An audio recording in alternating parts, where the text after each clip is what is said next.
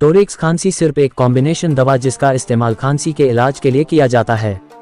ये नाक और विंडपाइप में बलगम को पतला करता है, जिससे कफ आसानी से बाहर निकल जाता है। इस दवा से बहती नाक, आंखों में पानी, छींक, गले की जलन जैसे एलर्जी के लक्षणों से भी राहत मिलती है।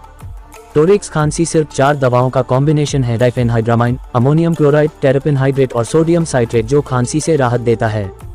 डिफेनहाइड्रामाइन एक एंटीएलर्जिक है जो एलर्जी के लक्षणों जैसे नाक बहना, आंख से पानी गिरना एवं छींक आने की स्थिति में राहत पहुंचाता है।